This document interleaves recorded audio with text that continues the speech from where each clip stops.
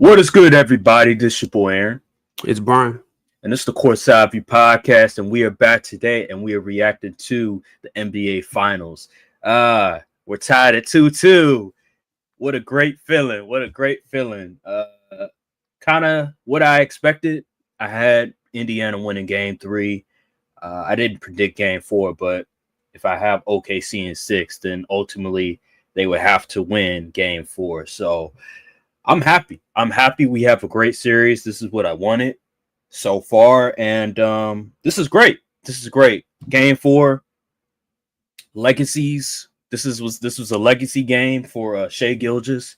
He came up huge in the fourth quarter. We're gonna break that down in a little bit, but I enjoyed it, man. I really did. That fourth quarter, besides Game 2, all the fourth quarters have been amazing, from defensive wise to offense. Everything has been great. So, Brian, just your reaction to Game 4, even Game 3, what you saw, some of the things that you noticed, how impressed were you from both squads? Okay, I'll touch a little bit on Game 3. Game 3 was very, very solid beginning to end for the Pacers. The Thunder, on the other hand, in Game 3, a lot of inconsistencies on the court. Chet Holmgren stinking up the joint in Game 3. J-Dub, was that the game he actually played decent? He's actually played well in back-to-back. Yeah, okay. Yeah, so he did his thing, but I think that was like a down game for Shai. I think he only had 20-something points. 20, he had 30 that 24. game too. Yeah, 24. Yeah, 24. So it was just a down game. The shots wasn't falling for the Thunder. The other guys, the role play, they wasn't really getting much involved in the Pacers was just able to close them out, honestly. But Game 4, different story. The Thunder, I ain't gonna lie, going into the fourth quarter, I said, "Oh, the Pacers, they probably got this one." But then I don't know what happened. It was like the only person that could get a bucket on the Pacers side last night in the fourth quarter was Halliburton, and it wasn't coming from like, honestly, you can live with Tyrese Halliburton hitting all them, shooting a bunch of layups, making tough shots at the rim. But the moment he starts stepping back and hitting threes, it's like, dang, it's like you in a hole you can't climb out of. But he was off from 3 last night. He was like 1 for 7. Yeah. So it was a bad shooting night for the Pacers. And Obi Toppin had a really good third quarter. He was everywhere, and ultimately it didn't matter. And Pascal Siakam, he was a ghost in the fourth. I forgot he was on the court. It was just bad, man. The defensive rotations was off. For some reason, Rick Carlisle didn't tell Nembhard to stick on SGA. Like, I know they calling a lot of screens, but sometimes you just got to go over the screen. Like, because Nesmith was getting cooked against Shai. I ain't gonna lie. That's why he ended up fouling out at the end of the game. Nembhard really plays Shai. He's aggressive. He's in his face. He throws off his rhythm, but once you just allow him to switch off, then Shai can do whatever he wants. No one else can guard him like that. So I don't know why Rick Carlisle was okay with them switching Nembhard off of him, but maybe that's an adjustment they'll make going forward. Miles Turner, he awful. Yeah, awful. He was terrible. Not his best showing, I'll say. No, it wasn't. Nah, that wasn't it, y'all. But on the Thunder side of the ball, solid games. Chet was looking shaky in the beginning of the game. Then and towards the end, he was really carrying. Like, he was doing defense. He putting his body on the line. He done had to get subbed out. He done rolled his ankle twice in the same game, bumped shins with somebody, and he still was out there in the game. That boy, he a soldier, man. He was playing great defense. Caruso too, man. Caruso and Chet, they were holding it down in the fourth quarter until the Shai scoring started getting to going. Shai had like 15 points in the fourth quarter. I know he was like, 8 of them was free throws. Stop fouling. That's what I'm gonna say. But yeah, I was impressed with the Thunder down the stretch, because usually the Pacers don't lose them type of close games like that. But that defense, they was hounded. The Thunder wasn't winded like they were in Game 3. It was a lot more control. And correct me if I'm wrong, but early in the game, it seemed like the Thunder went deeper into their rotation. Like, I saw a lot of I don't know how many minutes Isaiah Joe was getting previously, but I saw him a lot more this last game than I saw him the first 3 games. Maybe I'm just No, you're tripping, right. but You're oh, right. you right? They Caruso, Casey Wallace, Kendrick Williams, Aaron Wiggins, Isaiah Joe, all those guys Yeah. had So minutes in the first quarter. okay, yeah. So yeah, they definitely went deeper into their bench early in the game, which probably helped them out in the long run because they were still fresh towards the end of the game, and they took advantage of it. They was able to play that aggressive defense on the Pacers, wasn't allowing a whole bunch of stuff to happen. So it was a great game for OKC.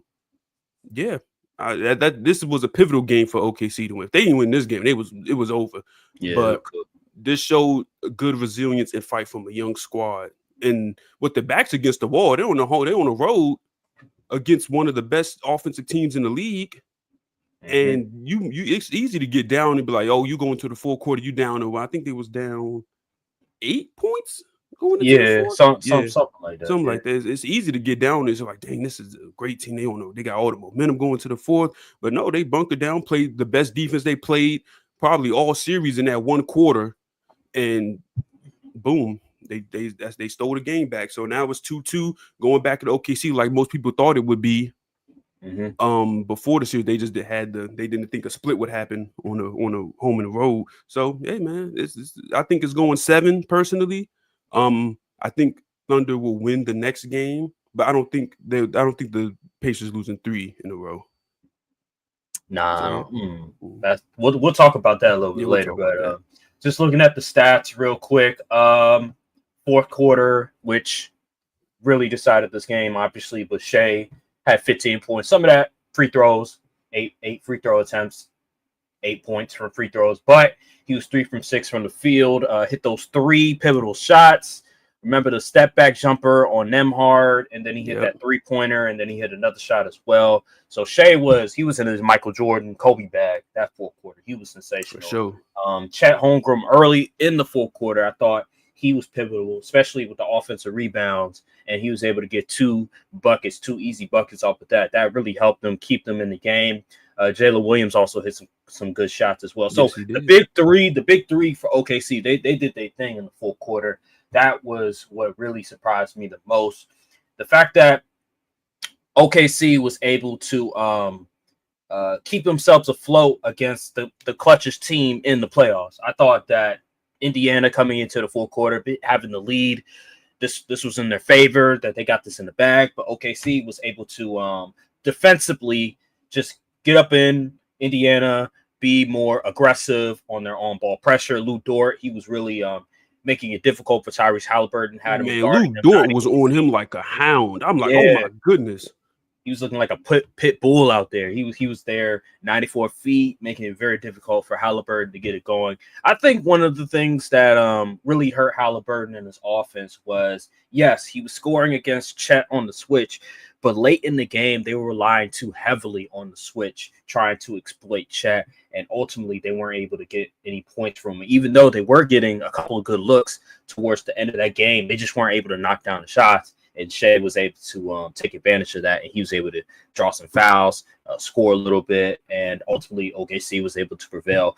Benedict Mathurin, he was the unsung hero in Game 3, wasn't able to really do much in Game 4. He actually didn't have a good game, in my opinion. Pulled a George Hill on the free throw line. Yeah, he was awful at the end of that game. He had, in fourth quarter, 0 points, and overall he only had 8 points, and most of that was from the free throw line, and he only had 2 shot attempts, so he wasn't a factor at all. TJ McConnell, he did try early a little bit, game, but he was doing stuff. Yeah, but then after that, he was a non-factor in the second half of the game. Obi Toppin, obviously he did his thing. This game, what it did, it mirrored a lot of what happened in Game 1, but except it was from the opposite team. So Indiana, they were controlling a lot of the game. They were getting it going. The role players were stepping up, specifically Obi Toppin. But then that fourth quarter, OKC, although Indiana, they were getting the lead for a lot of the game. OKC was still in it. The largest lead Indiana had was 10 points. That's in today's game. That's not really hard to come back from. Nothing.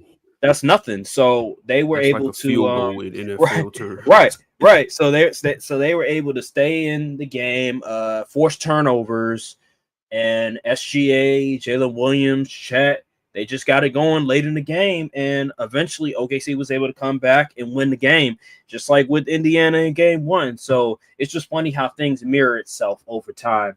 And OKC, they prevailed. That defense, yeah. What are you gonna say? That defense. Let me tell you something. That defense in the fourth was spiritual. I'm like, everyone is making a play out there. I remember there was one play they tried to do a little I don't know if it was Halliburton trying to make that outlet past the Miles Turner or something, but like Shai jumped over him and like swatted the ball. I'm like, this is what superstars are supposed to be, playing both sides of the ball. Like they was really getting active in the passing lane. Caruso made one play. He was on ball. Then someone tried to make he turned it to a free safety out there and like intercept. I was like, yo, this is crazy. I'm like, how you supposed to like consistently play good offense against these dudes? I was very impressed with the Thunder's defense, man. They played very well down the stretch. Chet was blocking shots, getting boards, getting on the glass. Caruso was out there making plays. Like everyone was out there contributing on the defense, man. Yeah, and when you look at the scoring for both teams in the fourth, OKC was 9 for 15. And you mentioned the defense. Indiana was 5 for 18. Mm-hmm. So that alone, 0 for 8 from 3, and 28% from the field. So OKC's defense, that dominant defense that we have talked about a lot in these playoffs and for the entire season, showed itself in the fourth quarter. They were just aggressive on ball, and it really hurt Indiana overall. You could tell they were just irritated by the on-ball pressure from OKC overall. Shai, he was doing a good job. I remember they were trying to throw the ball to Obi Toppin in the middle of the court, and Shai, he deflected the pass, resulted in a turnover. And the out-of-bounds play as well. I think maybe it was either Chet or Caruso that made a play on that out-of-bounds turnover right there. So they were really doing a good job of pressuring just Indiana. I think also Pascal Siakam a couple times, Nemhard, and Tyrese Halliburton. Tyrese Halliburton, I think he had like 5 turnovers that game. Yep. Yeah. The Thunder did have a lot of points off turnovers this game. That's what they make their bread from. They points off turnovers. In this game, it really helped them. Yeah, Halliburton had 5 turnovers. Nemhard had 4 turnovers. You can't do that against this team. 16 turnovers overall. OKC, they turned the ball over a little bit as well. But again, like late in that game, you turn the ball over a lot, it's going to help OKC overall. They turned the ball over 4 times. No, that was OKC. But regardless, they just took advantage of that, and they won the game. Let's talk a little bit because game 2, Halliburton, game 1, he wasn't very aggressive offensively, but then game 3, game 4, he started to be a lot more aggressive. Game 3, it really helped. He had a tremendous game. He had a near triple-double. He finished with like 22 points, 9 rebounds, 11 assists. He had 4 turnovers, but the offense and the assists, the rebounding, and the defense on 53% efficiency. The 3-point shot was knocking down. But then game 4 comes around, and the first, he was pedestrian. He was okay at certain points, but then OKC's defense started to key on him a lot more, and it really made it hard for him to get it going consistently. He wasn't able to get to the free throw. That's another thing. He's not able to get to the free throw line a lot, which is really playing into OKC's hands. It's making it a lot more difficult for him to generate points. While with OKC, they're able to get to the line a lot more. So, yeah, man, when it comes to Indiana, it's not one player. It's a collection of pieces. I look at Indiana, and how they win is going to come down to their depth. It's going to come down to their role players. While with OKC, they have the MVP. They have an all NBA caliber player in Jalen Williams, and an all defensive caliber player in Jalen Williams. And then you have Chet Holmgren. Like, they have just they just have better overall talent than Indiana, who has a collection of really good guys, but they're not on the caliber level of a Shai, of a Jalen Williams. It's at Pascal Siakam and Halliburton, who are nice players, but they're not on that level of a Shai. It's like how the Spurs, except the Spurs had one of the best players in the league in Tim Duncan. And by that time, by that, yeah, you're absolutely right. But by that time, Duncan, he was declining. He wasn't the same level of player, and I don't think he made the All-Star team that year in 14.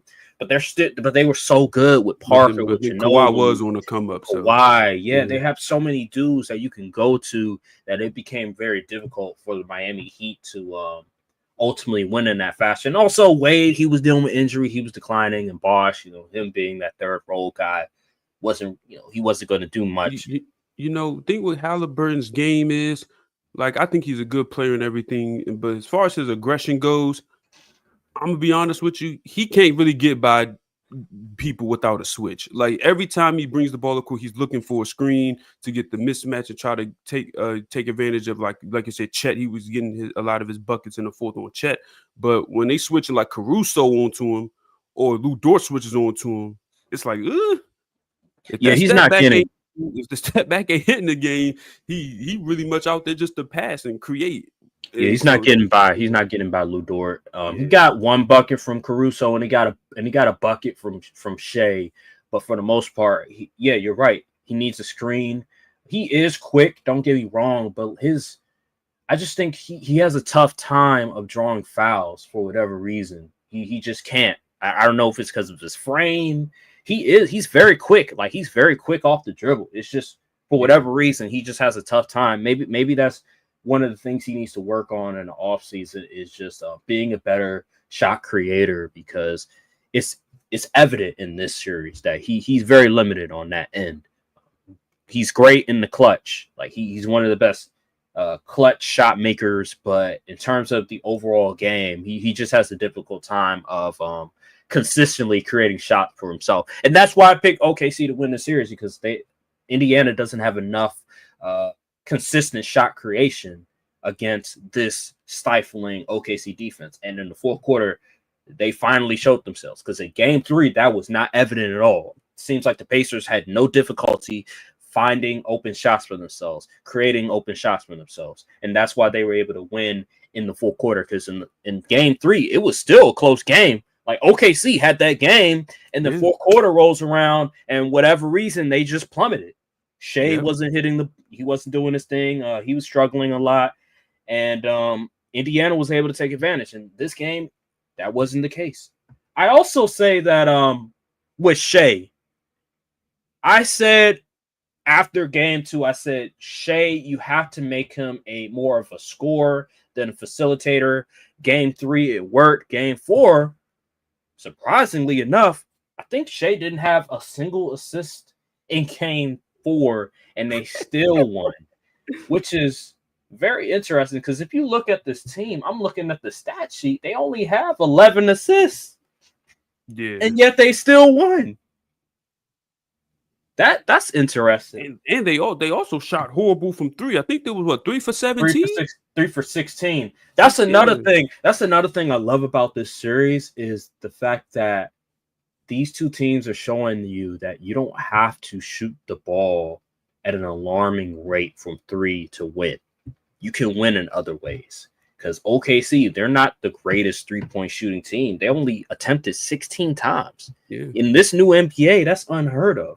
You think that, you got to be Boston, you have to be Golden State, you have to be all these teams. They took 38 threes. Yeah, and I mean that's about league average. It's about league average, but it's not in an alarming rate. It's not 50 threes. It's not 45 threes, and they only hit 11 of them. Yeah. So I love what's happening in the series. The mid range is very important. Attacking the basket, drawing fouls, and selectively shooting threes. They're not solely relying on the 3-point line. That's what makes the game fun to watch, because the 3-pointer is not being exploited to an alarming degree, like in the regular season, or like with certain teams that solely rely on the 3-point line. So that's what makes this series. We can really appreciate more of the defense. We can really appreciate more of ball movement and mid-range scoring in this series. Yeah. So let me see. What else? Role players. Talk about the role players that have played well so far? For both sides, Yeah, or for both sides. oh, okay. So Obi Toppin has been really good, which is I didn't think he was going to be like this once like New York got rid of him. I thought he was just going to be like another guy in the league. He's came in clutch in these playoffs. For the Thunder side, Caruso, man, he's been a godsend for them on the defensive end, doing dirty work. He's everywhere, man. It's crazy, man. It really is. Another role player. I say McConnell. Yeah. TJ McConnell. Yeah, he's McConnell. definitely been one of them dudes. The white guys showing their prowess in the finals this series because they all over the place. Yeah. On the Patriots side, I'm gonna go with.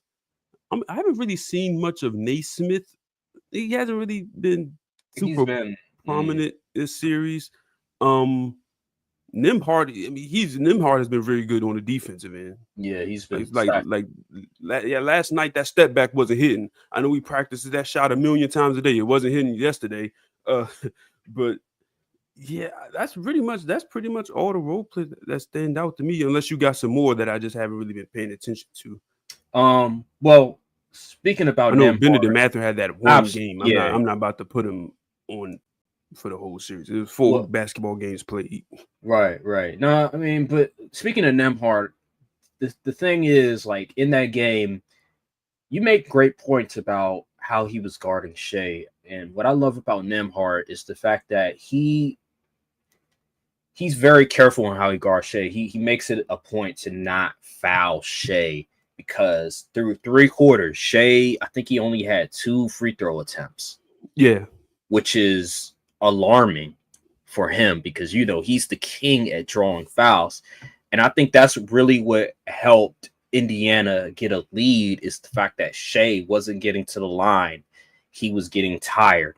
And let me stay with the role player point because I also want to mention the coach for Thunder and what he did late in that game that really helped Shai.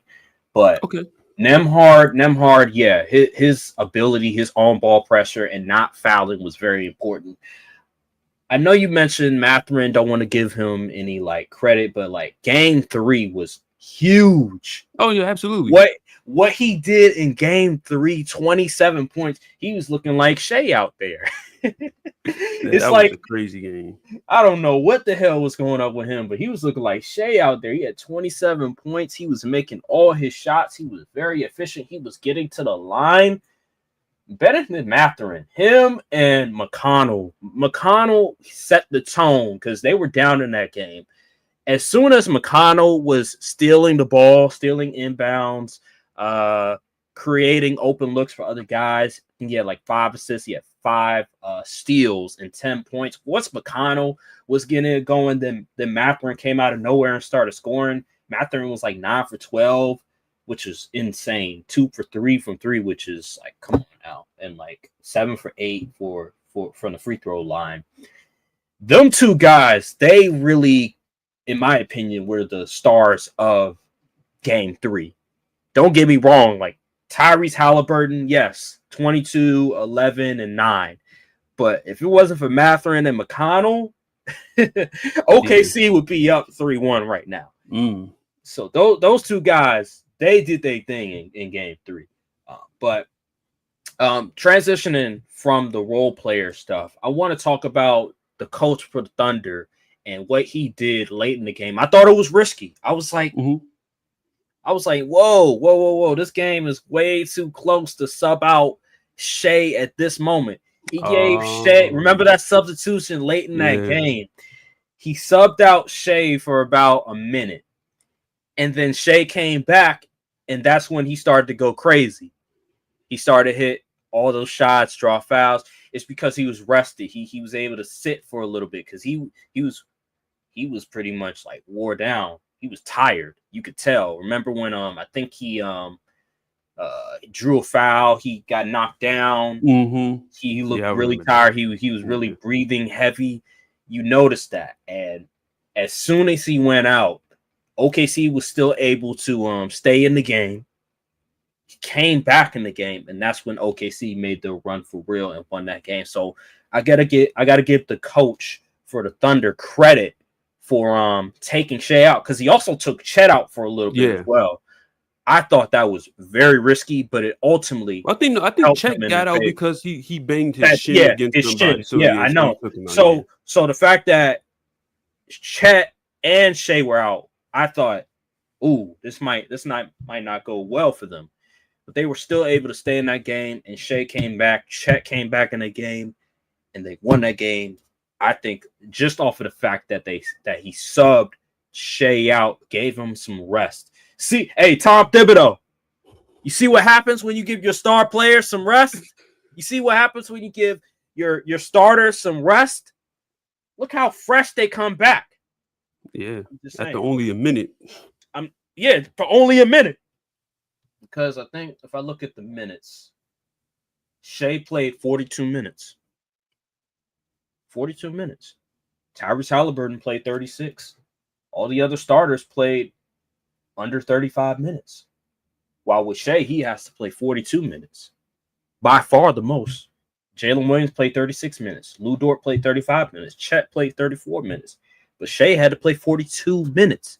And that 1 minute of rest, 1 minute, changed the outcome of that entire game.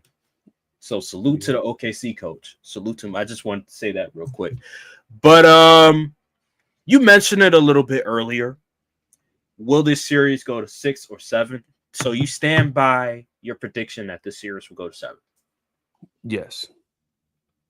Okay. I do think this series is reminiscent of the Thunder and Nuggets series, but I still think the Pacers have more juice than the Nuggets had in that series, so they could very well win game 6 at home, and then gonna have to go on the road and beat OKC at 7. So, okay. Any concern for the Pacers in Game 5? Yes, because outside of that Game 1 anomaly, in my opinion, they haven't played well in OKC. OKC is a very hard environment to win in. If they go in there and get boat raced, that's going to be embarrassing.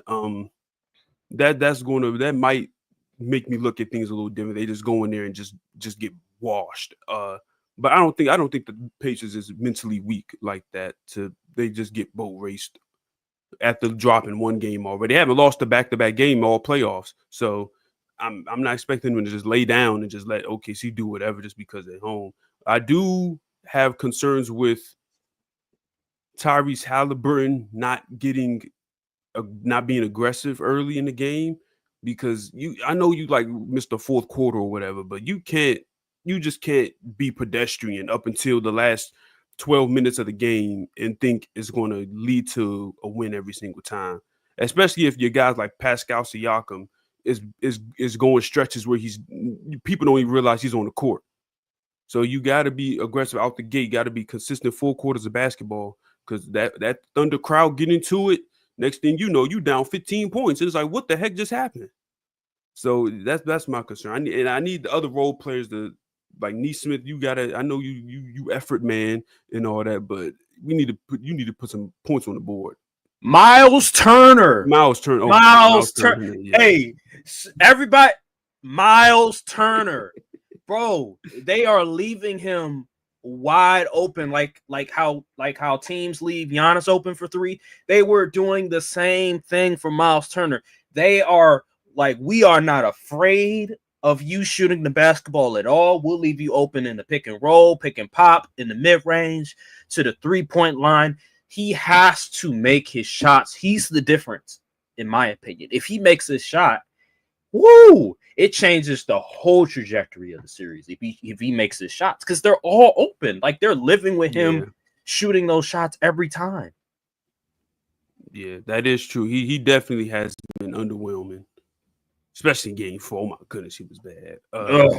Yeah, but on the Thunder side, I just need the role players to step up again. We need to play hard defense for all 4 quarters. Jalen with J-Dub, I think he's going to be very important this next game, because we're going to need you to score and to score efficiently. I believe Chet, he'll probably get a cool 15, play good defense, get some blocks, rebounds. Pretty much all you really need him to do, and just let Shai and J-Dub take take the load off and Paul, that was crazy. Do the rest and close out the game. So I mean, I expect the Thunder to win. I just hope it's a good game. That's all I'm hoping for. I don't want to see another blowout.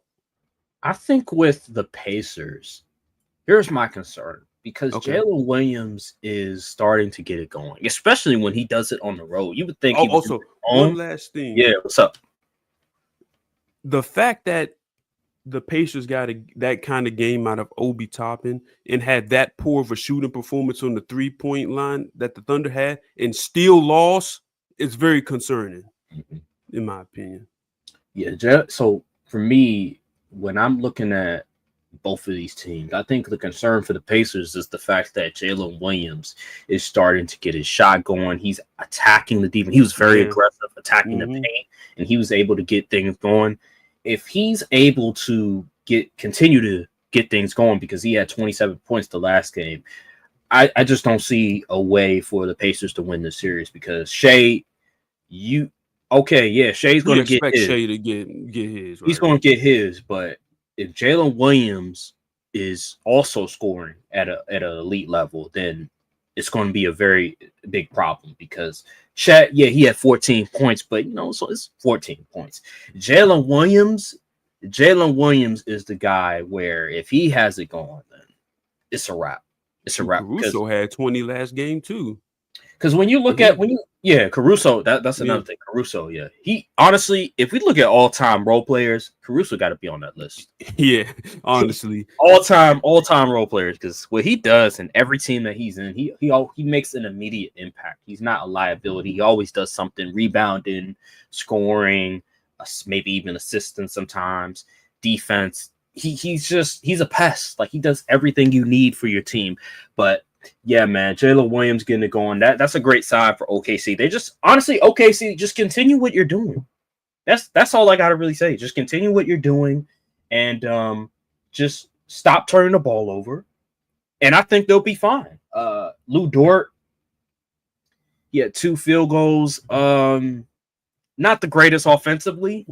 He was playing defense, though. But at home, he seems to get it going a lot at home. I'd be like, when you start doing this?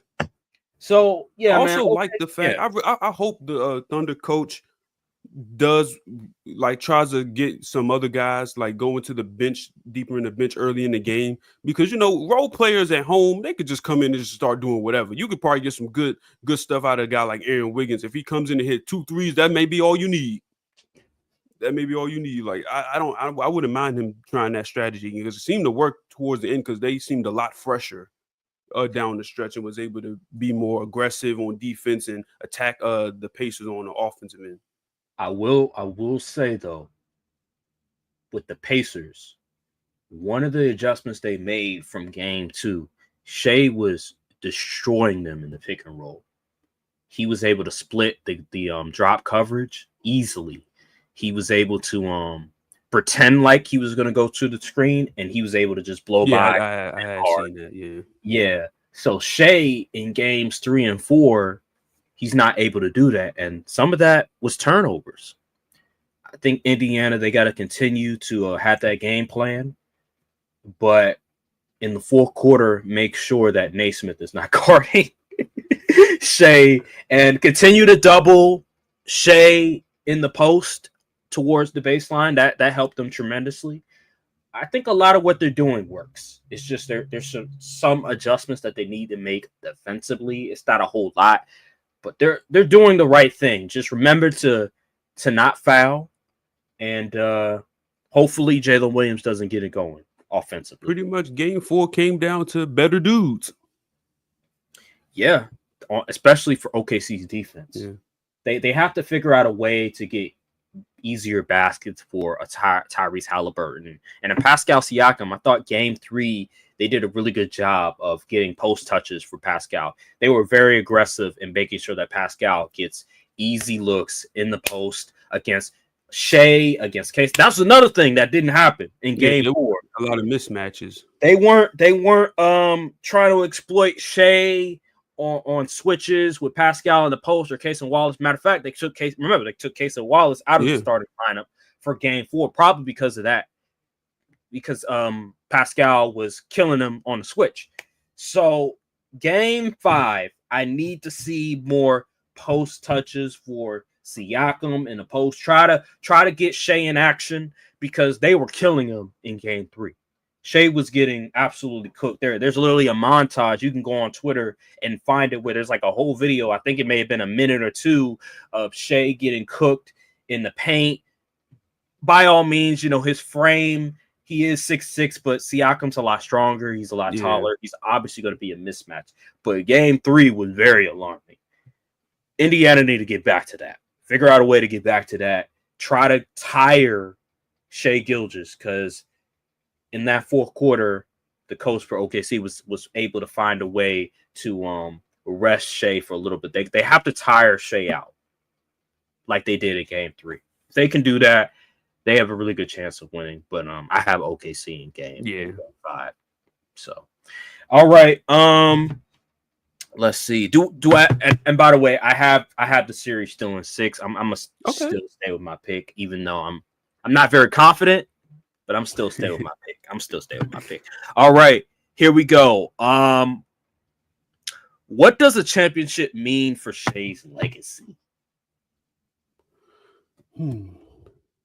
It does a lot of things for Shai, because one, we people, ball knowers, knew Shai was nice even before he got traded to OKC, but I don't think many people was expecting this. And this guy, he's came out of not nowhere, but no one was expecting him to be this good and to go in and be the number one reason a team like OKC finally gets another ring or gets their first ring since moving to OKC. That would be great. Something even KD, Russ, and Harden couldn't do. So that would be wonderful. Would do wonders for and also capping it off with an MVP season as well. As also, like, your team is young. It's not I'm not saying you can get back there the next year, but it's possible. Who knows? I mean, NBA hasn't worked like that in a minute, but yeah, man, it'd be great. I'm not a legacy talk guy, but I think it'd be very good for his I guess overall, when people talk about Shai, it's going to be this prestige you got to put on his name. So So if he caps this series off with a W, does he move into the top 3 best in the world convo? He's already top 3. Oh, he's already top 3? Yeah, okay. he's easily already top 3. Matter of fact, you could argue he's top 2. But I'd probably put him at 3 as of right now. So okay. But when you look at once his career is over, if he continues to play to this level individually, minus the team accomplishments, if we just talking individually, obviously from a generational standpoint, from a decade standpoint, right, he's definitely going to be in the top 5 best players of the decade of 2020s. Easy. Oh yeah. But if we're just looking at it, the totality of the NBA and all the players that came before him, coming after him, boy, with a championship, with the MVP, with a finals MVP potentially, and he continues to play on this level for many years to come. Oh my gosh, that would be significant for his legacy. Where would we rank him? I can't say, but that would just do wonders. He definitely get considerations for pure scorers at the guard position we've ever seen. Yes, best scorers definitely from the guard position. It will put him. He will be ranked highly as a point guard all time if he can get a ring. Getting an MVP, I think he was averaging 30 this year. Not the first time he's done it either, which is crazy. Yeah, he averaged nearly 33 points a game on 6.5 assists, 52% from the field, 37.5% from 3, nearly 90% from the line. Like, people gotta realize, man. I know all the foul. Oh, he's a foul bro. You don't average 33 just from getting fouls. Get to the free throw line. Like, let's be honest here. And if you look at the rate he shoots free throws, it's not actually, he's on the lower end of like MVP seasons. And by the way, check this out. He was also the scoring champion this season. Nobody talks about that. So scoring champion, MVP, Finals MVP, champion. It's one of the most accomplished seasons we've seen. Yeah. Especially People from the talking about guard some position. Jokic. Like, come on now. So, Jokic had a great year, but Shai, did the Thunder win 70 games? They won 68 also. Dang. That's it's impressive, man. One of the all-time seasons we've ever seen. I'll say that. Yeah. But it's hard to really rank him. But if he continues to play on this trajectory, when we look back years from now, we're definitely going to have Shai in those conversations for maybe top 20 easily. So that ring is going to help him a lot. It's going to help him a lot. Let's see. Moving on. Oh,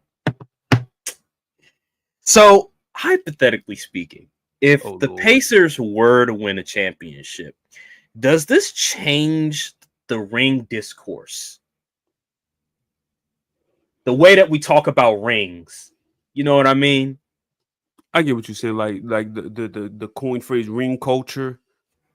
So Yes. do you think that? So you saying would that like kind of move people away from thinking rings is the all be all? Yeah. I'm going to say no, because if you really think about it, this would kind of be sort of an outlier. Because if you looked in the past, most of the times the superstar type players that got the rings, like it's just that simple. Braun, Steph, Giannis, Jokic, um, who won last year? KD, Oh, Kawhi, Tatum. Yeah, Tatum. those. Yeah, so in previous years, even if you go to the all-time greats, Bird, Magic, Jordan, Kobe, Tim Duncan, like use the all Hakeem, all the all-time greats have those rings, and these are bona fide, legit all-time players. So I don't think it would change up the ring culture discourse or whatever, but I do think it'll change the way people look at what it takes to win a ring. Instead of just being like, oh, you're a superstar, but you had a solid team, but you couldn't get it done. Like, no, it's not always just being a superstar, but having an okay team. Like, you need to have a top to bottom solid roster in this NBA, because now we got the aprons and all that stuff. It's harder to maintain superstars all on the same roster. So you're gonna have to really start drafting and developing and building these guys up and from the ground up, and that's on the organization's part. So Go ahead. what you're saying is that if the Pacers were to win a ring, it would show that a lot of the things that you need in order to win is out of the great players' hands. It's not just, oh, I play great and now we have an opportunity to win a championship. Like, no, you have to have a great team around you. And a lot of that comes from upper management, the GM, the owner, building a team, building a roster, the scouting, coaching, which brings me to my point. It's a great time to transition. Brings me to my point on another subject, another topic that I want to discuss, because something came up. Something came up. So I think it was a day ago. Stephen A. Smith says he will consider Giannis Antetokounmpo an underachiever if he doesn't win another ring. Now let me get the quotes. I want to make sure that I quote them right. Here's an article. Here we go. All right. So here's what he said. It says, when saying that he would be an underachiever, he said, it's not his fault. I'm not in any way pointing to him for what he's not doing. But you called him an underachiever. Yeah, I'm about to, let me continue. He says more. I'm not saying you don't look at someone that dominant, that fantastic, with that kind of fire in his belly that competes on a night in and night out basis, and all you have is one championship to show for it. So I don't get it. He's got one postseason series in the last 4 years. He said it ain't his fault. He's been hurt a couple of times, but to know Giannis, his career is his accomplishments, his cachet, and to say one championship, nah. You definitely expect more than that. Yeah. Can't the same logic apply to Jokic though? Here's my thing. So he says he would be an underachiever, but then in another breath he says, I'm not trying to say it's his fault. So what is it? You can't play both sides. Pick a side. Like the term underachiever applies that it's kind of your fault. You weren't you didn't do better than what your expectation was. Right. Or potential. So here's my point. Stephen A. Smith. So he's calling Giannis an underachiever, the 15th overall pick in 2013. Remember, 2013, one of the worst drafts that we've seen in the past 25 years. Not a whole lot of depth that draft. Giannis was the 15th pick. Nobody thought that he was going to be this great player. Now, yeah, like when we looked at him, we were like, what is he? Like, we've never seen somebody like this before. But nobody thought he was going to be this all-time great player. He's able to develop, and by year 4, be an all-NBA caliber player to eventual NBA champion, to a dominant player that we see. Back-to-back MVP, back-to-back defensive player of the year. Like, come on. So let me get this straight. From an individual standpoint, Giannis, look at this. He averaged 30 and 20 and 24, 25, nearly 12 rebounds, 6.5 assists, 60% from the field. Look at 9 All-Stars, 9 All-NBAs, 5 All-Defensive, 2-time MVP. He was in the 7. He was one of the. I think he was on the team for I think it was the 75th anniversary. 75th, yeah. 21 NBA champion, Finals MVP, in season tournament MVP, Defensive Player of the Year, Most Improved Player also. So that guy individually, he's an underachiever, but he's talking about team success. This is my problem with the ring culture discourse. It's the fact that a lot of the reasons why these players get rings, it's not in their control. It's the team. It's the organization that put these teams together. Michael Jordan won championships because the ownership, the management was able to put the right collection of talent and coaching to help Michael Jordan win. Michael Jordan didn't win until Scottie Pippen developed. Same thing with Akeem. Same thing with Tim Duncan, the Spurs, Greg Popovich, all the same thing with the Heat. Same thing with it's all of this. A whole lot of it's like a numbers equation. It's like an equation. You can't just say, 9 + 1 means ring. Like, no, we gotta start putting fractions and letters into the equation, because it's winning a championship is hard. Winning one is hard. Winning multiple is even harder. Like, I think see, this is what is my problem. The Steph and LeBron era of hoops. Actually, no, the Magic transition, the Bird to Magic to Jordan to Kobe to Bron to Steph transition of the league cooked people's perception on how hard it is to win a championship. No context. There's exactly. No context behind it. Like, people just say, all the great players, they win multiple rings. Like, no. It is such anomaly. Like, bro, this is really the first. Okay, so let me get this straight. We are in the best individual era of basketball as far as talent wise. There's best talent around the league, but now it's a problem that the same dudes ain't winning rings, multiple rings. How that work? If this is the most talented era of basketball we've ever been in, how are we getting upset that multiple superstars aren't winning multiple rings? Like, how does that even work? It's silly. This is the problem that I have with Stephen A's argument, man. Like, I get it. You want to say you're looking at the talent of Giannis and you're saying all time, like, he should have multiple rings, but it's just not that easy. When you look at the upper management for the Bucks, they have failed Giannis. You can say, well, Giannis wanted this, coach. Well, Giannis wanted this. But even still, look how they drafted the past 5 years. Is that on Giannis?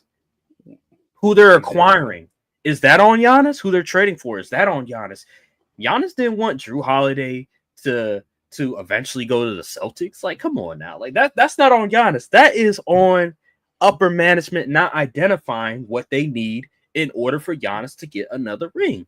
Now, Giannis played a little bit of a part of it, but ultimately it comes down to the GM. It comes down to upper management identifying and understanding what they need going forward for the future. And they didn't do that. They didn't set themselves up, and now they're paying for it. And Giannis, he's stuck. Because if you look at the news, I think it was Windhorst that said that teams are expecting him to not be traded because the trade package is probably too much for them to give up assets for in order to acquire Giannis. Yeah. So you have that situation to work with, and that's hard. So Giannis is going to be stuck in Milwaukee potentially. It's going to be another down year because Dame done tore his Achilles, so he won't even be playing next year. And because of that, Stephen A. and all these other NBA media people that are not adding any type of context to why this is happening will say he's underachiever because he wasn't able to get another ring. But they don't say that about Dr. J. They don't say that about Moses Malone. They don't even Charles Barkley. They don't say that about Dirk Nowitzki. They don't say that about Kevin Garnett. And these are all-time great players. They just appreciate their greatness. While with Giannis, and this is another thing. This is another thing about the problem with the media is that while they're still playing, they just feel the need to disrespect these players. You know, I think it's rich. I think it's rich that these media guys, these national media guys, don't talk a lick of Milwaukee basketball through the entire season. But then when the season is, all of a sudden Giannis is underachieving. If you was talking about the team throughout the regular season, you would see why he would be quote unquote underachieving. Look what they putting around him. Mm-hmm. And you know what's crazy? You know, this whole thing about Giannis underachieving, it makes me like over the years, obviously, I was a LeBron hater at one point in my life, but over time, as gold, he was like, "Oh yeah, I'm Team Bron." But over time, once I started learning more about the game, once I started learning more about what it takes to win a championship, what pieces you need, just different variables that come into the equation in order to win a championship, I realized that a lot of the expectation, a lot of the criticism of LeBron is really out of his control. And people were being very unfair towards LeBron, especially when he left Cleveland during that time to go to Miami. And then ultimately he went back to Cleveland again. And then ultimately he went to LA. The same thing is being applied for Giannis. The same thing has been applied for a lot of other players that feel the need to leave their team in order to win a championship. Besides Kevin Durant, of course, because that was just egregious. But with Giannis and with other players that are in the same boat as Giannis, that are all-time great, but just doesn't have the requisite talent around them and feel the need that they need to get away from their team in order to win a championship. This is an example of why people that are in the media, people that are talking about the game, don't know what they're talking about. And they're creating these criteria for what makes a great player, why this player is the greatest of all time, when in fact, Jordan was just lucky. Jordan was fortunate. Jordan was fortunate that he had an organization, that he had an owner that was willing to hire the right coach, fire the coach, and bring in the right coach in Phil Jackson. Was able to find a guy in Scottie Pippen that they can develop and ultimately be an all-time great player. Was able to get Dennis Rodman, was able to get Horace Grant, was able to get all these role players that helped him win a championship. Coach, BJ Armstrong, Ron Harper. These are people that helped him win a championship. A lot of it is luck. A lot of it is the organization just not being dysfunctional. And that's just not the case for a lot of these players on these teams that go to bad organizations, that go to dysfunctional teams. That is just not the case. And when people finally understand that, I believe the discourse will be a lot better. I believe we can finally appreciate these players for what they are individually instead of the team overall. But that's never going to happen. It's never going to happen. You would think these people would just get it based off the fact that there hasn't been a repeat winner since 2019. Right. But it's been literally over half a decade where we've seen a repeat champion, and these folks still don't get it that Bron and Steph and that those are not the norm. a lot of times great players are going to have to leave teams. They're going to have to go to other teams because the teams that they're drafted on aren't good enough. Nope. Upper management isn't good enough. The ownership isn't good enough to put a great collection of talent around them for multiple years. That's just not the case. And in Milwaukee's case, they had a nice 5-year run, but now Giannis needs to leave because he's not going to win with Milwaukee going forward. Yep. And I think what we're going to see more going in the future with all this apron food stuff is that teams are going to start putting more emphasis on drafting and developing, because you can't just trade all these picks for a superstar or multiple superstars. You have to pay them, and you won't get picks taken from you if you get over that second apron. So you can't just pay. Oh, I'm gonna just trade all these picks, pay the luxury tax, and be fine. No, you have to draft and develop these players. So now I think we're going to start seeing a shift in teams not probably being a little more stingy with picks, which is probably why a Giannis trade isn't going to happen, because teams are like, well, we kind of need these picks because we can't really pay all these guys all this money. So teams are going to start being like, listen, we're going to have to get our scouting department right, analytics department. We're going to need to start really evaluating talent coming out of college, so we can build a roster and compete over these next few years. Listen, the days of the Tim Duncans, the Kobe's, the Dirks, those players staying with one team for 20 years, winning multiple rings, is pretty much over. It's very rare that you're going to see those type of players anymore, where they're able to win multiple rings for one franchise. Look at Kawhi. Look at LeBron. Look at all these players. Even D Wade, obviously, he stayed with Miami. LeBron was there. He was able to win an additional 2 rings. But it's going to be very rare to see a superstar player stay with one team and win multiple rings.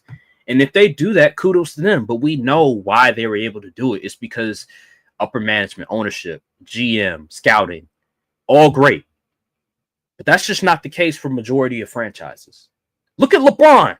Look what he's doing right now. He was able to win that 1 ring in the bubble, and then hasn't gotten. He hasn't even gotten conference finals. They got into the conference finals in a week West. Let's keep that in mind. In a week West, he hasn't been back to the finals since.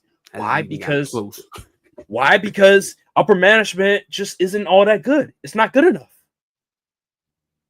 We have to realize what's going on in the NBA. We cannot just think that it's so simple in the fact that if this player is great, if this individual player is great, everything will be good. No, it's other things that need to be taken into equation for why this player was able to win multiple rings for one franchise. It's not that simple. But you can literally look at the previous winners and see that they had homegrown talent. Like, I know the Celtics, they made a bunch of trades to get like Porzingis to get a Drew Holiday. But Jason Tatum homegrown, Jaylen Brown homegrown, Peyton Pritchard, who gave good minutes off the bench, he was homegrown. And Luke like Cornett. The year before that, who? Luke Cornett. Yeah, Luke Cornett. They're backup big. So, and then you look at the who won the year before that? Was that the Nuggets? Nuggets. Nuggets. Obviously, Jokic, Murray. And Murray. Like those, Bruce Brown, I believe he was homegrown in Denver. Then he left after. But yeah, like you got to have the homegrown guys. It's not that easy. It's not that easy. And the Warriors year before that, I know they had obviously Steph and Clay homegrown. They know Draymond, but then the newer guard Jordan Poole was homegrown, and he had some big moments in that final series. So you gotta draft, you gotta develop. It's not easy. It's not easy. So, I want to get to my final topic, talking about the Knicks situation, because I feel like the Knicks are. Oh Lord, I hate when teams don't have a plan. It's so frustrating. Oh wait. So, I agree with you on that, but I think it's being overblown a little bit. Little bit. But before that, let me show you exactly what I'm talking about. Let me pull it up real quick. Share my screen. So the Knicks have tried to request interviews for a number of different coaches that are still on teams. So Jason Kidd, Chris Finch, Ime Udoka, Quinn Snyder, Billy Donovan was one that That's a I head was scratcher. very confused Yeah. about. Also Quinn Snyder as well. I understand offensively, but I don't know if he's ready for New York. But Jason Kidd, Chris Finch, Ime Udoka, Quinn Snyder, Billy Donovan, these are all coaches that are still under contract for teams. And they were obviously denied. And then the Knicks just recently they are interviewing Mike Brown, Taylor Jenkins, former head coach of the Memphis Grizzlies, and Mike Brown, former head coach. He was fired by the Sacramento Kings mid-season. Listen, I have no problem with the Knicks and their process in how they're trying to find coaching candidates. I have no problem with it because they're being very careful. I think they're the only team that has a vacant head coach spot. So because they're the only team, they don't need to rush to find a head coach, in my opinion. And I like the fact that they're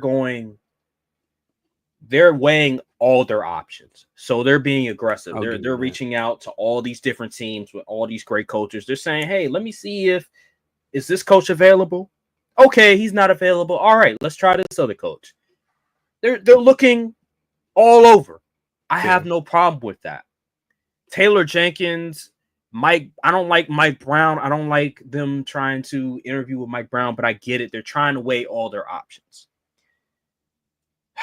I think the criticism is overblown. I think this is just the media is doing what the media always does when it comes to big markets like the New York Knicks. They're ready to criticize them because Tom Thibodeau took them to a conference finals, and now it seems like they have no plan. I get it. They thought, okay, you fire Tom Thibodeau, you should have a coach immediately ready. But I think that's a bit farce. Because if you're trying to find the right coach for this team, you have to be very careful in who you hire. That's what I believe. And if you're the only team without a head coach, you can take your time. Now, don't take too long. Don't take too long. You gotta find one before the draft starts. That's what I'm saying. So I have no problem with what the Knicks are doing. I think the Billy Donovan one was confusing, but I have no problem with what they're doing.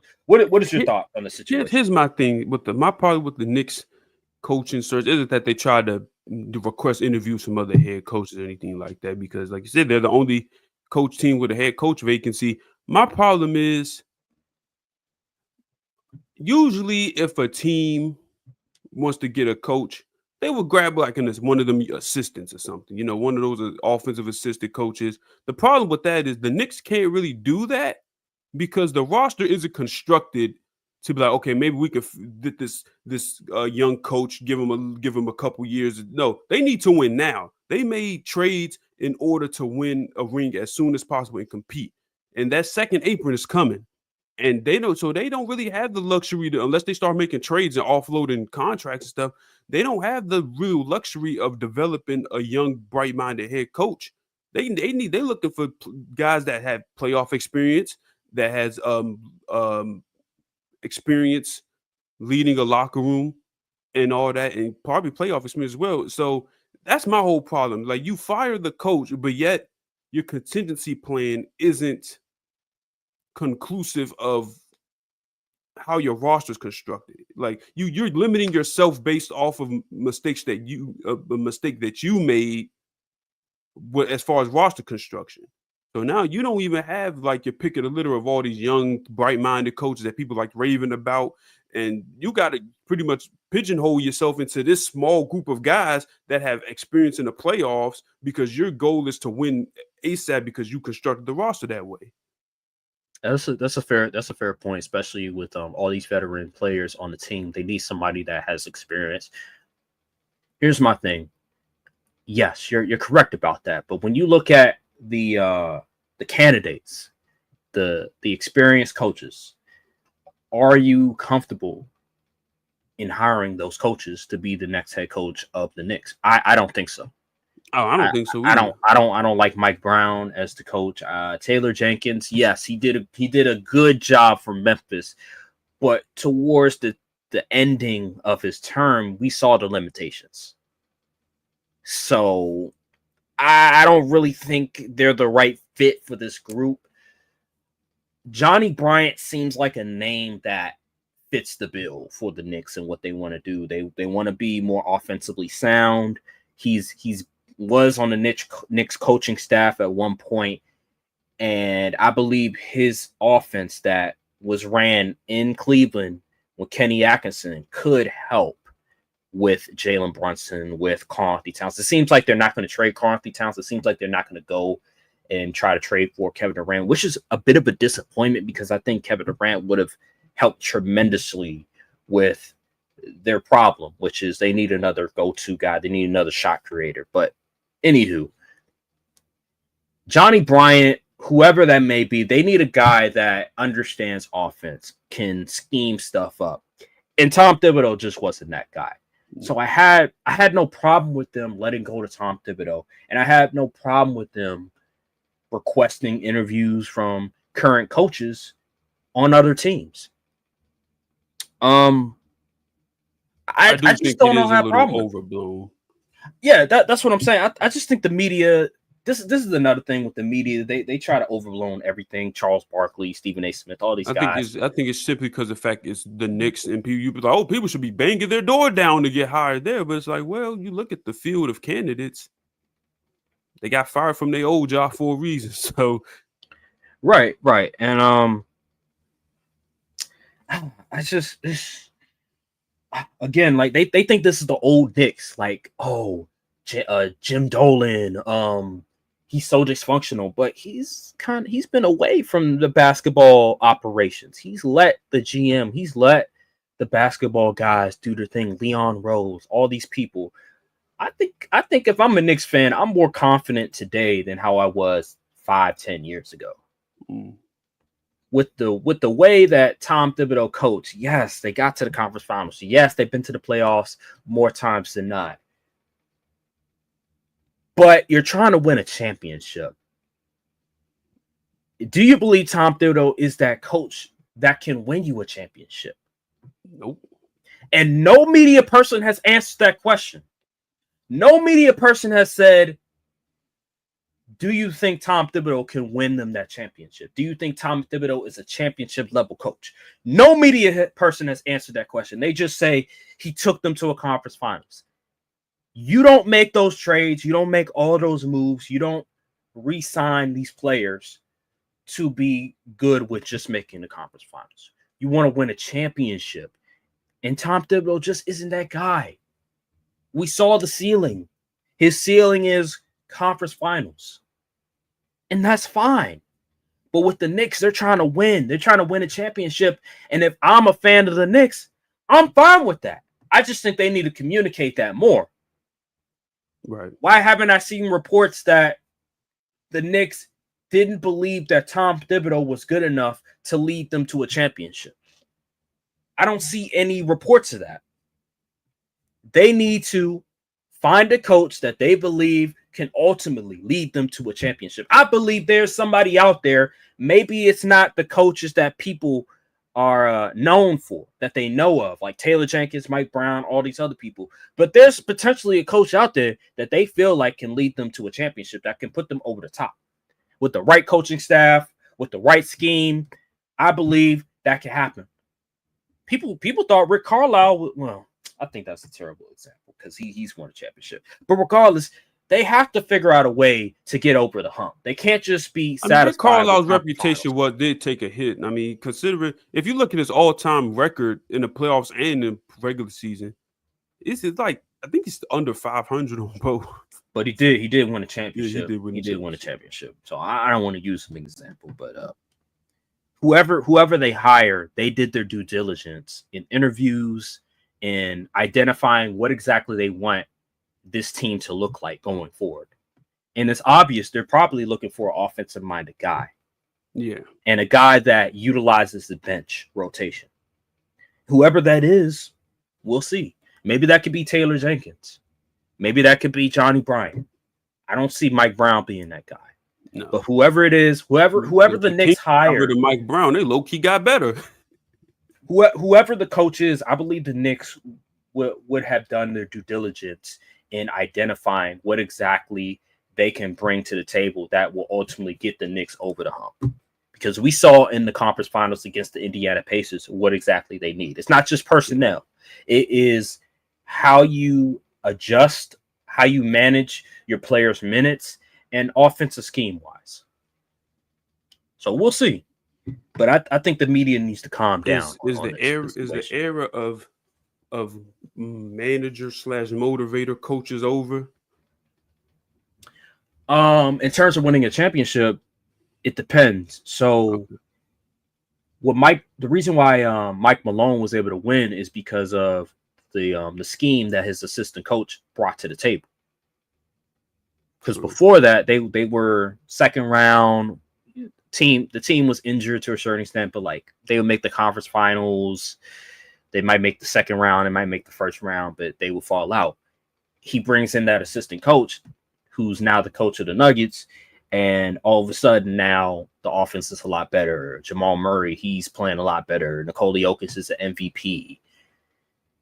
You can have that type of coach, but if your assistants aren't great, if you don't have an assistant that can bring in offensive scheme that can really help your star players flourish, then it's not going to help. It reminds me of, how in the NFL, right? It's just like the NFL in a sense, like offensive coordinator. You have that coach who's not really offensive savvy, like a Mike Tomlin, but you bring in an offensive coordinator who's really great, who understands offense, who understands the modern NFL. And the head coach doesn't really have to do much. He just has to motivate the players. He just has to get them ready. And then you have the offensive coordinator who handles everything on the offensive side. So I think the motivational coaches are still going to be at play. Nick Sirianni. Yes, absolutely. I think they're still at play. It's just who are his assistant coaches going to be? It's the most important part. True, I can deal with that. They're never going to go out of style. It's just about who's the assistant coach is going to be. So makes sense. So yeah, man. I think that'll do it for this podcast. Thank you guys for watching. Make sure to like, subscribe, comment down below, hit the notification bell, follow the socials. We will see you guys next Saturday. Will there be a game 7? Or will the series be over? Stay tuned. Thank you guys for watching. Peace. Salute. Right.